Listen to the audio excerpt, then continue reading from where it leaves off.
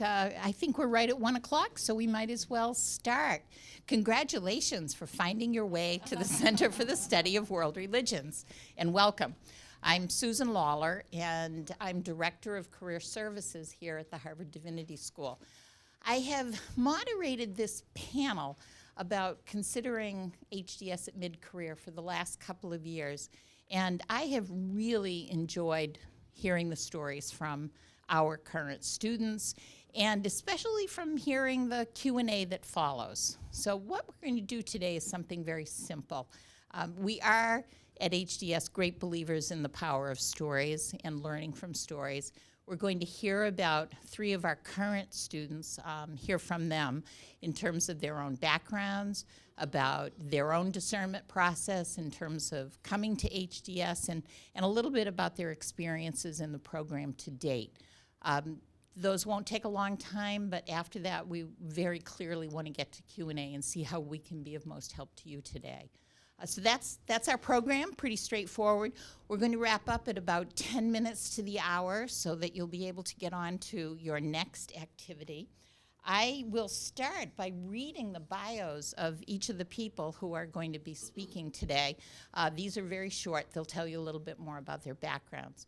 First of all, I have Sally Hammel here to my left. Sally is a second-year MDiv candidate at Harvard Divinity School. She's focusing on pastoral care, possibly leading to hospital or hospice chaplaincy, though she's still in the exploration stage. Sally hails from New York City, where she enjoyed a 30-year career in advertising, working for Group M, a division of WPP Group companies, most recently as a managing partner, digital media finance director. Sally has an MBA from NYU, Stern School of Business, and a BS in finance from University of Connecticut. During the academic year, Sally lives here in Cambridge in Harvard graduate housing, and during school breaks in summer, she lives with her daughter Melinda in New York City. Sally's interests are walking and bike riding, sailing, skiing, and connecting with other people sharing their life stories. Sally also has a great love of music, having studied piano as a child. Next to Sally is Jonathan Smith, another second-year Master of Divinity student at HDS. He's in the ordination process in the Episcopal Church of Connecticut and is an officer in the United States Navy. After HDS, he plans to serve as a career active duty chaplain. Prior to discerning a call to ministry, Jonathan worked in television and digital documentary production in New York, where he also ran a small production company that focused on content communication strategies for international development. Jonathan has also worked as a nonprofit executive in the college access and preparedness space. He holds a BA in history from Yale and is a licensed pilot. Lastly, we have Alexis Simpson. Alexis is currently working on a Master of Theology focused on religion, ethics, and politics at HDS. She's been approved for ordination pending a call by the Rockingham Association of the New Hampshire Conference of the United Church of Christ. Alexis, who lives in Exeter with her husband and teenage sons, has served as a licensed local pastor, a campus minister, a chaplain, a mother, a sustainable food advocate, and a state legislature. So you can see we have an accomplished and interesting group of folks to speak with us. I do want to note that while certainly some of you may be here looking specifically at the MTS program, simply because of course scheduling, we don't have MTS students on our panel, but I think knowing the stories and the backgrounds and the interests, the information that will be gleaned from hearing from these folks should be useful for all of you. So let's get started, and I'll turn it over to Sally. Thank you, Susan. Well, first of all, I just want to say welcome to all of you, and this is an exciting time to be doing your own discernment about what you're going to be doing. So, yeah, I'll just be. I'm a pretty transparent person. So I'm 61 years old, and I have spent my entire career working in advertising, digital media in New York City, getting my MBA at Stern, and you know, having that whole career. So this whole journey for me is was kind of a surprise, because I was raised Catholic. I am a practicing Episcopalian, But religion has not really been front and center for me. However, I have always considered myself that spiritual, not religious type of person.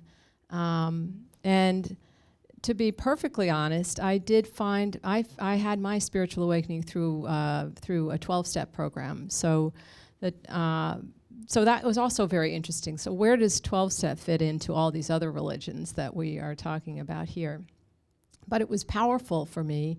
And in fact, after I did the 12-step thing, I ended up having a bout with cancer and had to go through all of breast cancer. So I went through all of that with chemotherapy and everything. And that was a very profound spiritual experience for me, which really was a wake-up call. That was in 2014. So I really thought, wait a second, do I really want to spend the rest of my life doing advertising and negotiating vendor agreements with these irascible media owners?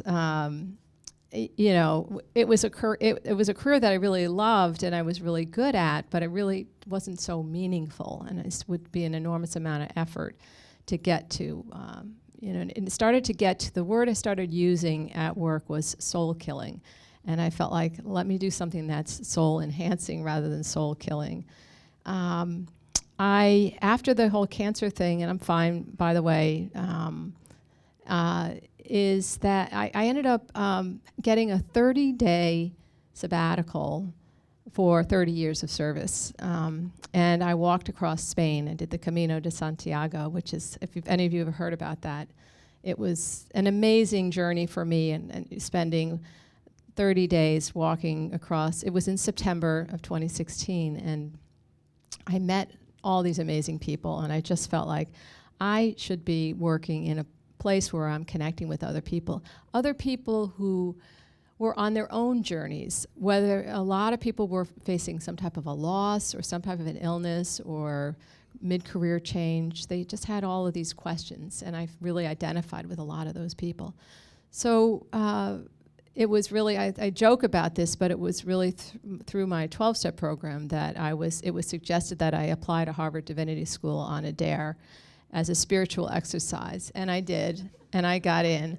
And just like all these things that have happened to me on this journey, it's this way that, like, I like to tell that story about Raiders of the Lost Ark, where the guy, he's looking for the Ark and he has to go over a cliff, like where there's a gap between where he is and where he has to go, and there's nothing there, but you put your foot out into the air and this foothold appears. That is what has happened to me in this whole experience. And the wonderful thing about coming here is that I didn't have to have a specific faith tradition that I was totally married to. I didn't have to have an ordination plan. I used to say I'm not on ordination track, I'm on exploration track. I was fascinated with what was going on with me from that spiritual realm. Like, what happened with that cancer thing? How did that open me up to being connected to all these other people? I started doing peer-to-peer counseling at Sloan Kettering and found that incredibly meaningful to be talking to other cancer patients. I found out about chaplaincy. I didn't know what chaplaincy was when I came here, but I found out about that, and I've just finished an internship at New York Presbyterian Hospital being a chaplain, which was very rewarding and very satisfying. But then when you get here, you get exposed to all these other things. I ended up in my Intro to Ministry class learning about Professor Caius Stern and the prison ministry, and learning about all the injustices that are going on. There's a lot of social action stuff here. There's a lot of people focused on doing racial justice, gender issues. I'm learning a whole new vocabulary about gender when I got here.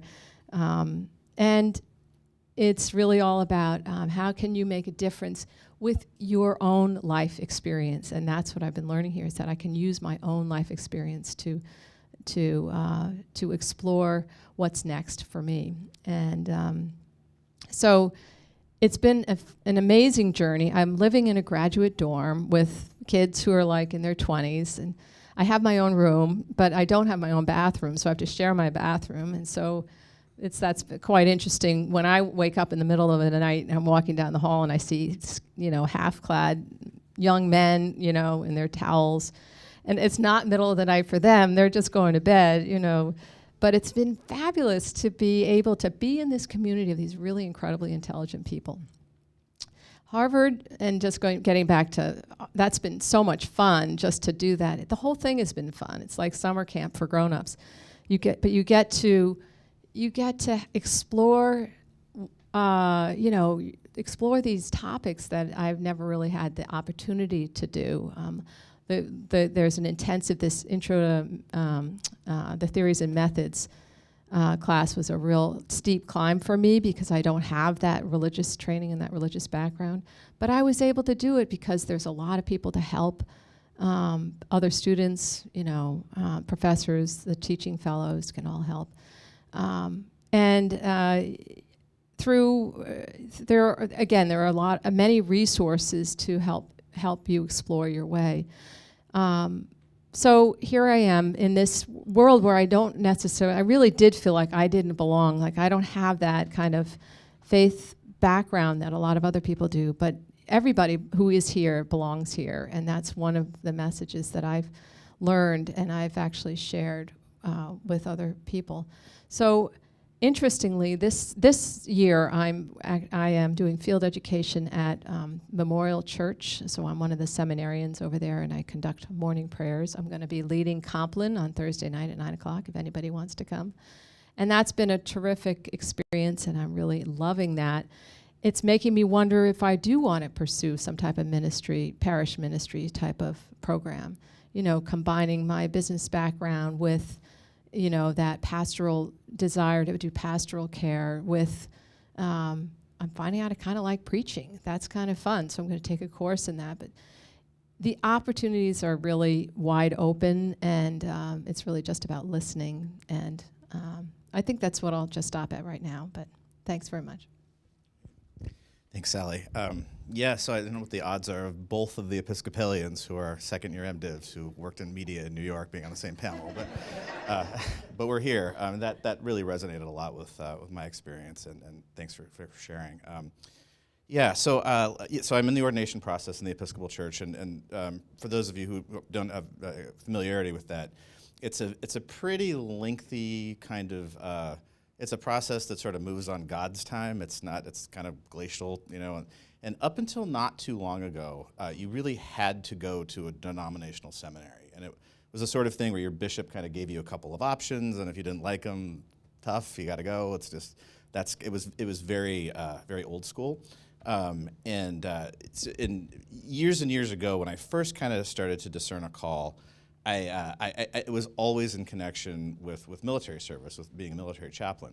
I had been a cadet years ago, and I didn't end up getting my commission. That's a whole other story. We can get into it in the Q&A if you want to. But the time wasn't right, and it was something where I always knew I'd kind of come back to it. And so, I don't know, 10, 15 years ago, I was living in New York, and I went to go talk to my rector.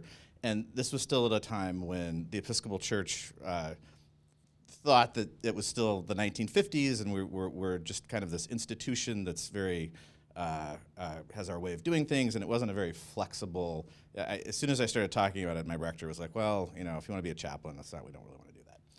So I thought that door was really permanently closed. So the point of bringing all this up is that my own discernment process has really moved in parallel with a lot of changes in the Episcopal Church and mainline Protestant denominations in general. But the church has really had to change quickly, and there's it depends on the way you look at it, but there's a very dynamic energy now that's opened things up, and it's really become we have to rethink what church looks like. We have to rethink what ordained ministry looks like, and so I'll kind of skip to revisiting the discernment process. I don't know, 5-6 years ago, I was back in New Haven, where there's another university that I can't think of the name right now, but I ended up going through the Episcopal Church at Yale is my sponsoring parish, and the long and short of it is I went to go talk to the chaplain there, and they couldn't have been any more. There was a very warm embrace of like, oh, well, you have this sense of call that's different from what we're used to. Let's talk about that, and on a practical level, like for our bishops in Connecticut. it's great. Somebody else is paying my salary. They don't have to worry about that. Like it's the logistical things have come together, but it's also it's meeting people where they are. And so I grew up in the church.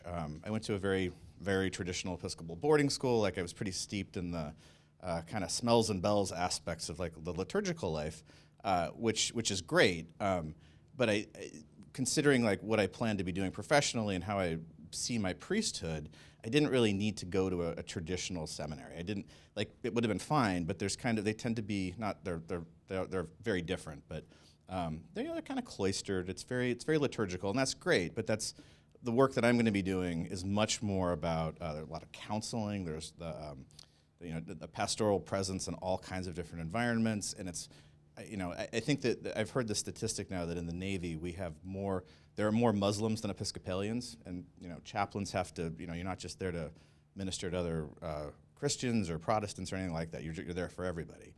And so it was really important to me to be at a place where I'd be challenged in a lot of different ways. The whole spiritual but not religious thing, which is where the overwhelming majority of people in the military are clustered around the ages of like 18 to 22, and that's their spiritual frame of reference is very, very different from what I grew up with. And so that was a big draw to coming to HDS. Just to be kind of exposed to that more and to really get outside my comfort zone. And I think that, one of my challenges was like, if I had gone to a denominational seminary, the priesthood stuff, all the ordination requirements, it's all built in, it's baked in, it's all just, it's there for you. All of that stuff is available here too, but I've had to be a lot more intentional about seeking it out. The resources here are enormous. They're tremendous. But it can be kind of overwhelming in a lot of ways, and it's a very good problem to have. But some guidance that I would give, especially at like the mid-career point, it's a big change. And when you're established in a career, when you're giving up the income, when you're having to move, like all that kind of stuff, you got to really know what you're getting into. And I think that Divinity School, seminary, it's different. I mean, I'm just pointing out the obvious. We all already, I think, know this, but it's not like going to med school or law school where it's all kind of interchangeable. Like each institution has a very distinct flavor, and I think that if I was YDS was kind of where I was going to go, and then I came here to TED Day, and it was totally different in all the ways I was looking for, and I think that it's good that you're here, and it's good that you're kind of taking in this institution and getting a sense of that, because those factors are very important, because it's got some unique contours that make it a very special place. So I think that's if we can dig deeper in the Q&A, but that's kind of my overview. So. Great. Thank you. Hello, everyone. I'm Alex Simpson. I'm actually a THM student, so I'm doing a Master of Theology for 1 year. So I have a little bit of a different experience from you all, so that's good that you'll get a chance to hear from me. And also, please ask questions at the end, because I want to know what you all want to know from me and from us. But a little bit about me as well. I went to seminary at Emory University at Candler right after college. So I had a call to ministry in college, and I knew I was going to do that. And I pursued my MDiv and then was in active ministry for 5 years. I pastored 3 small churches. The United Methodist Church calls them a circuit, like 3 churches at the same time. And then I went into campus ministry. And that's where I had interned in chaplaincy and campus ministry when I was in seminary, and I loved that work. So I did that work for about 3 years. And then my husband was just getting his PhD, and if you're lucky enough to get a job after getting a PhD in religion, you have to move to take that job. So my work was disrupted kind of artificially when we moved to Wisconsin from Atlanta. So I took the opportunity, because I had just had a child, I took the opportunity to stay home with my son, and then I had another son, and I stayed home a little longer with him. And then we came back to the East Coast and took a job here, just fractionally closer to my parents, and I I always have wanted to do something that's not exactly in line with what the church has wanted me to do in terms of ministry. And so it was not a surprise when I didn't really find a good fit in the United Methodist Church in New England for the kind of work that I wanted to do. And so I ended up doing a different thing and working in sustainable agriculture, advocacy, and policy work for a number of years. I loved that work. I could volunteer. I was paid a little bit and could do that while also taking care of my kids. So I did that for a number of years, and then that sort of culminated in a term in the New Hampshire State Legislature where I could be on the Environment and Agriculture Committee, which I absolutely loved. But it's also a part-time job, and it also doesn't pay any money. And I have 2 kids to put through college, and so we need me to have a salary. I can't just go on doing really great things for free for the rest of my life. But thankfully, there are lots of other things I like to do. So I was trying to figure out, I knew I wanted to go back into ministry. My kids are teenagers now, so I can be away more. I can kind of do what I need to do more than taking care of them only. So I started trying to figure out how I could best be of service to the church, but then also pursue something a little kind of off the grid or on the edges, I guess, of where the church meets the world. So that's how I ended up at HDS. I had this time in politics and policy making as well as my ministry, and I really could not figure out how for my next step I could integrate those 2 things. And so when I found the concentration in religion and ethics and politics, I thought I could come here for a year and gain some new frameworks for understanding religion and politics in conversation with one another or in controversy with one another. And that's exactly what I've found. A lot has changed globally and nationally and in the church over the last 15 years since I've been in school, or 15 years since I've been in ministry. And so having the opportunity to learn from professors here and also to do my own thinking through my writing and through conversations with all of my great peers and colleagues here has really, I've only been here a term, and I've got a whole nother term left, so there's more, but I already feel like I'm more prepared, hopefully, to go back into chaplaincy in higher education or in secondary school, or I don't know what it'll look like yet, but I feel really prepared to meet my students and faculty and really anybody who I would be ministering to or offering spiritual care to. I feel better prepared for who I will meet on my journey.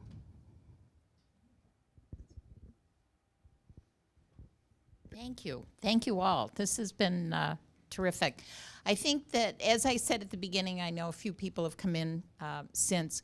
We unfortunately didn't have MTS students here today. We have students who really are representing more of the ministry side of our house, and yet their stories are diverse, and their thinking and their reasons for coming often parallel that we would see in students across our program.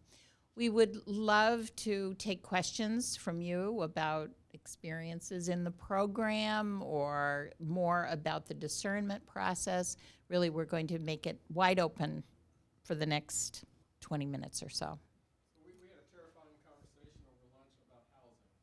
And I'm wondering if any of you are geographically separated from your family members at home while you're pursuing your degrees.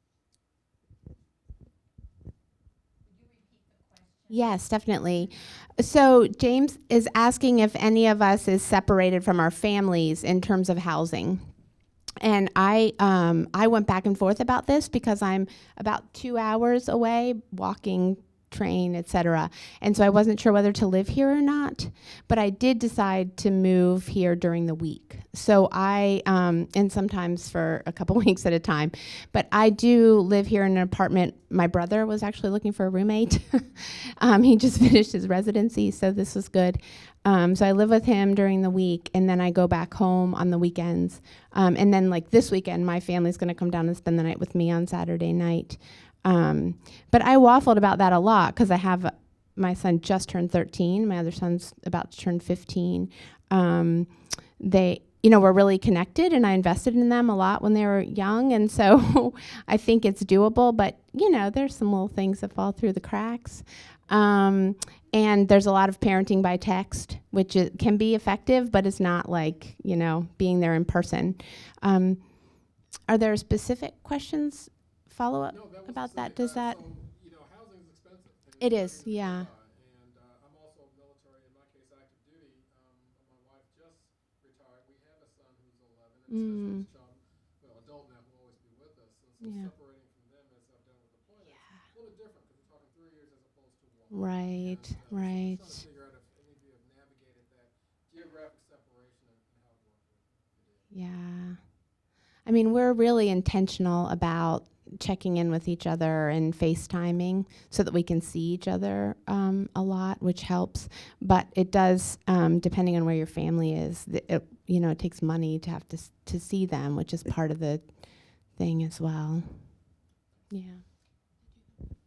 Anyone else want to comment on that? Sure. So I'm single, so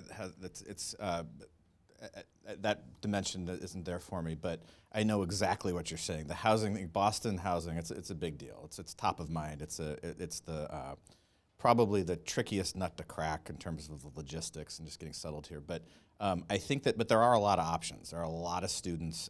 In my case, in the Episcopal Church, the Diocese of Massachusetts they've seeded a number of intentional communities now. So I live in an old rectory with a whole bunch of kids. So it's it's fun. It kind of brings me back into that space. But I think that I know that there's a lot of energy around innovative housing options now because it's gotten to be such a difficult thing.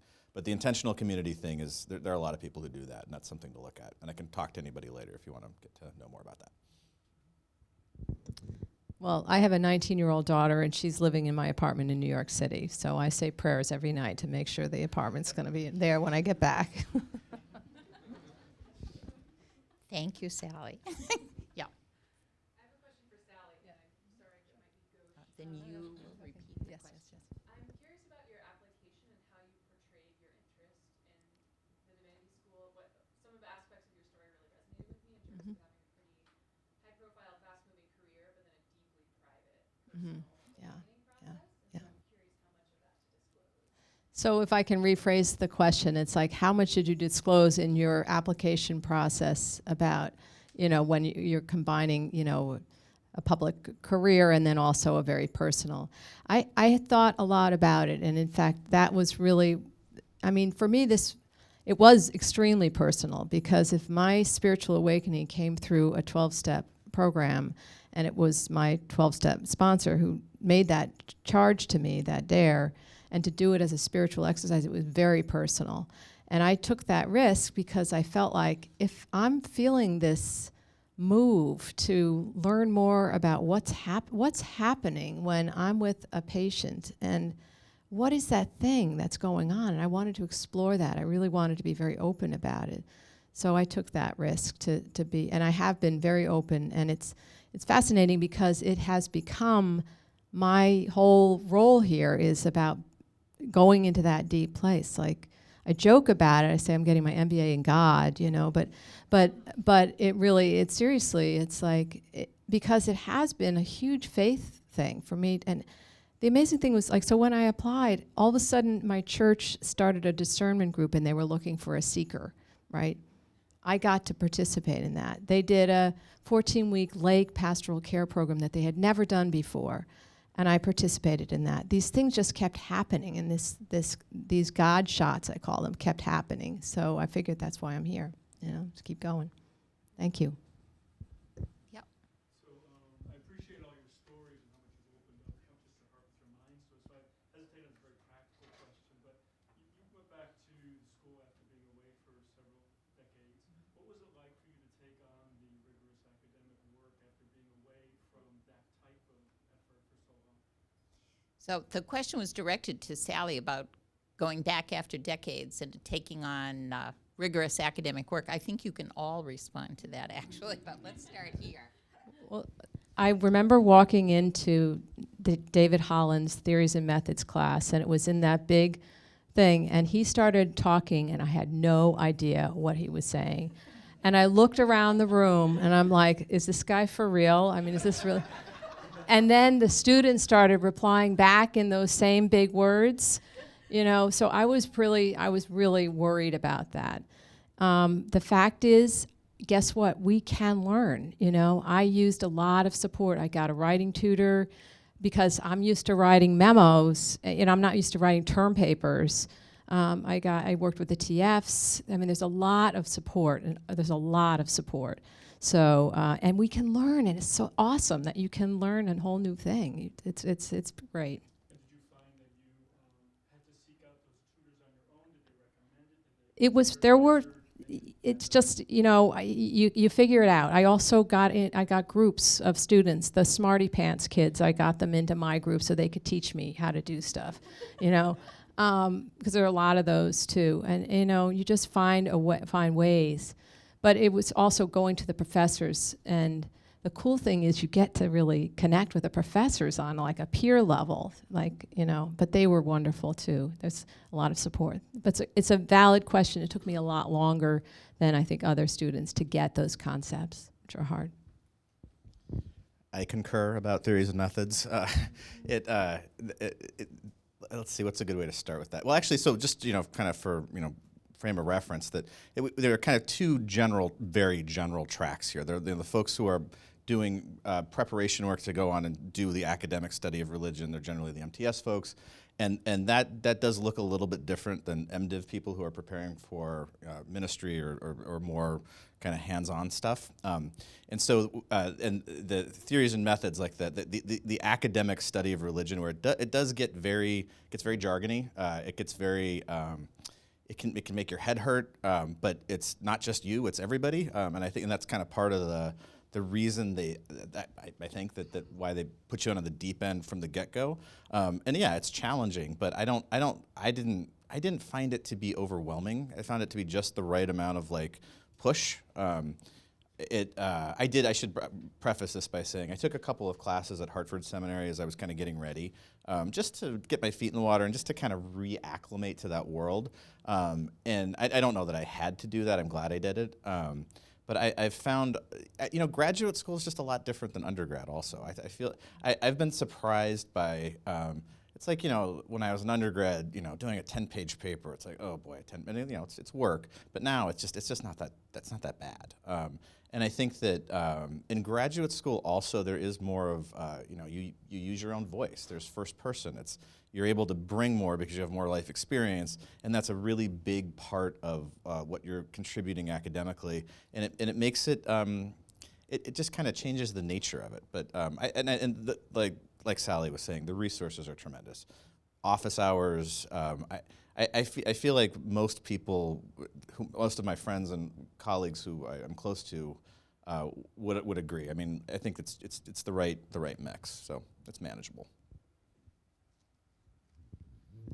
I don't have a lot to add except that in 3 of my classes I'm writing every single week. And so even though I was a little rusty at the beginning, it like really quickly kind of had to, so it wasn't as if it was like, oh, I have to wait to turn in my first paper till the end. No, so that was really nice too. So how many MDiv students are over the age of 40, and of people in your cohort, do you feel like you have bonded with people of all ages, or do you mostly kind of stick with anybody who's somewhat similar? The question was, how many people in the MDiv cohort are over the age of 40? I don't know the answer to that. I don't recall seeing it published anywhere either. But the second part was certainly how do you bond with younger people, and love to hear some responses to that. Or if you know how many are over 40, feel free. The age is really, it's been amazing. It hasn't been a factor at all because we're all struggling to get the papers in, and you know, you have this common enemy or you know, burden of getting the work done, and that's a real equalizer. Except, I went to someone's apartment for a party, and they start talking about Harry Potter as their reference point. I'm like, wait, that's what my daughter likes, So it is a little different, but. So I turned 40 when I got here, and it's an interesting. I will say this. I mean, I mentioned that I took some classes at Hartford, and at Hartford I was on the younger end, and at some of the other schools that I looked at, I was kind of on the younger end. I feel like I'm kind of on the older end here. And this is just totally subjective. I might be totally wrong, but it skews younger. But like Sally was saying, it just doesn't really matter. I mean, I'm not really conscious of it. Like I thought I was going to, expected to be kind of an issue. I think one thing I didn't mention but meant to earlier. One of the big draws to coming here to Harvard in particular is just this concept of one Harvard, where it's not siloed. You take classes anywhere. You take classes on the yard with undergrads. You're not in your lane in the Divinity School, and I've found that to be enormously valuable. And one of the upsides to that is you're mixing and you're meeting people, and the other thing too is, HDS is a commuter school, so people are. It is a little bit, it draws from a pretty broad base of people, and it's also like, if you want to come and have like a really traditional kind of something analogous to undergrad residential, like there's community here, but that's not quite that. The commuter thing makes it a little bit different, but at the same time, there is community here, and the age stuff. It just doesn't. It's just not really that much of a impediment to anything. So. I will say that we did start something called the Third Chapter, which is a group of people who are older who wanted to get together to discuss these issues. But in fact, some of the younger students wanted to be part of it. So. Did you let them in? We did. Good. I would expect that. Yep. Yeah, so I appreciated the questions about getting up to speed on the academic side of things, but how have you felt supported or not by the institution in sort of more personal life kind of questions, right? You're coming with a lot of experience as kids, with family, being away from them. In some cases, there are financial concerns coming away from a career to being a full-time student.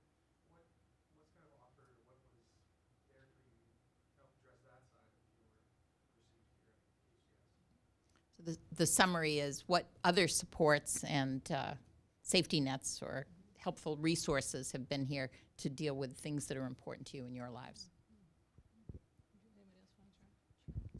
I have really been struck. It was 20 years ago that I was an undergrad, and the world has changed in a lot of important ways. And one of the ways that I've really noticed, just in an institutional setting here, like the university is a very supportive place. There's a lot available, and there's it's much more user friendly than I remember. At least my undergraduate experience was, and I feel like if you need something, it's there. And in terms of there's all kinds of resources. Like the health service is amazing. If you buy the insurance, which is pretty affordable, it's amazing. And the sort of personal supports that are just built into the institution are plentiful. Here at the Divinity School in particular, the spiritual resources are great. There's a chaplain, and there's an awareness and a sensitivity to those things that I think is second to none. And on a more super practical level, the financial aid resources are great too. I found that was kind of a big deciding factor for me.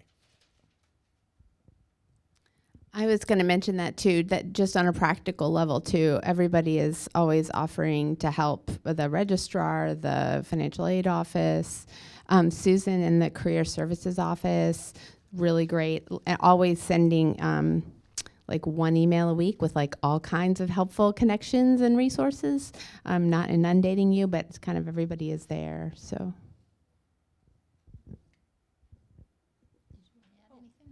No, well, just to ditto that there's also the Office of Spiritual Life. I mean, there's really, you really can't, you got to kind of look around. There's pretty much anywhere any support that you need. You just have to start asking, and then it'll surface. Yeah. Thanks. Back there. Mm-hmm. Not that you can probably pinpoint exactly, but roughly how many hours of the week do you think you need to successfully do the program? I have my own business, and I'm wondering if it's even Okay, the question is someone with their own business who's thinking about, do I keep it? Do I have to step aside? How many hours a week? What kind of commitments are needed to do the program right? I don't know what to say. I thought about keeping a part-time job for my first semester, and I'm really glad I didn't, because it was very rigorous. The hour commitment, and there was something, someone said 800 pages a week of reading, which was a lot. So it was very intense the first semester, but I feel much better this semester, so I think you can get used to it. I don't know if I can give a quantifiable number of hours, but it was, I think it would be challenging to hold side business and do this. It's a good question. My first year also was challenging. I mean, in good ways. I think one thing we haven't mentioned too, at least in the MDiv program, field education is a pretty big component of the curriculum and the expectation. So it's a job. It's an internship. You get paid for it. But I'm not doing field ed this year. I did it last year. And between field ed, the required courses, and then there is a language requirement. I decided to take it through FAS to do Russian, which was 5 days a week, which is a lot more than you need to do. And that would have made any other work kind of incompatible.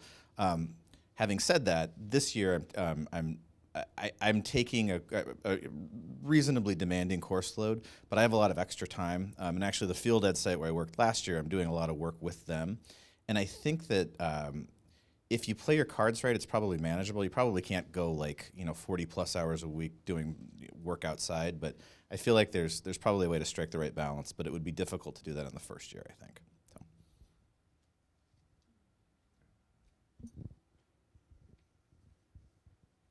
Any other questions at this point? So on the language program, did you take the summer for the elementary and then move into the intermediate during the year, or did you just have it paced throughout the couple of years? How did you approach that? The question is on how did you do your language requirement through the summer or during the year?